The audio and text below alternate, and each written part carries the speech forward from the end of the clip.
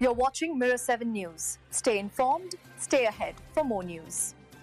When Erik ten Hag stepped into the Bayer Leverkusen dugout, there was an air of both hope and skepticism. After all, he had inherited a team that had just lost Xabi Alonso, their most successful manager in recent memory, and several key players had departed. It was, by all measures, a daunting task. Yet for ten Hag, this was also a chance to put his stamp on a new side. The question now is whether his familiar approach will inspire patience or test the limits of supporters once again. In his first few months, the Dutchman's start was far from smooth, though signs of progress were spotted in pre-season. But just before the season opener against Hoffenheim, ten Hag was asked about his vision and the early development of his squad. His response raised eyebrows. "I'm not Harry Potter." The words may sound lighthearted, but for Manchester United fans, they cut deep with familiarity. That very phrase was used repeatedly during his Old Trafford tenure whenever criticism mounted about slow progress. At United, ten Hag leaned heavily on the idea of a process. He reminded journalists and fans alike that building a team takes time, that miracles should not be expected. The truth in that message cannot be denied.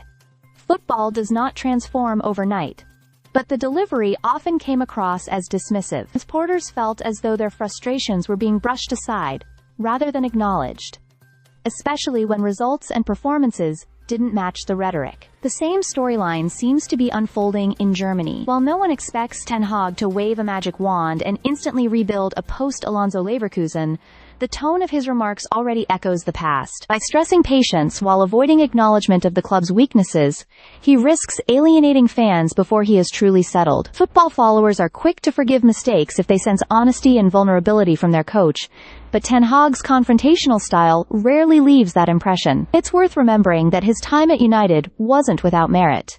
He lifted trophies and integrated young talent, achievements that shouldn't be overlooked. Yet the lack of a clear tactical identity and his often rigid media handling left supporters disillusioned.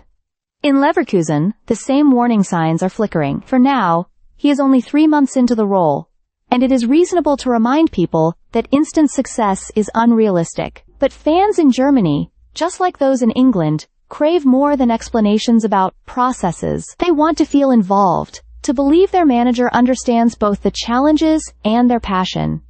If that connection isn't built, patience may quickly wear thin. Ultimately, ten Hag's future in Leverkusen won't be decided by press conferences or clever lines about Harry Potter.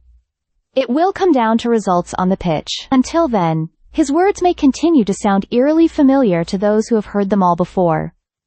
Stay subscribed for more videos.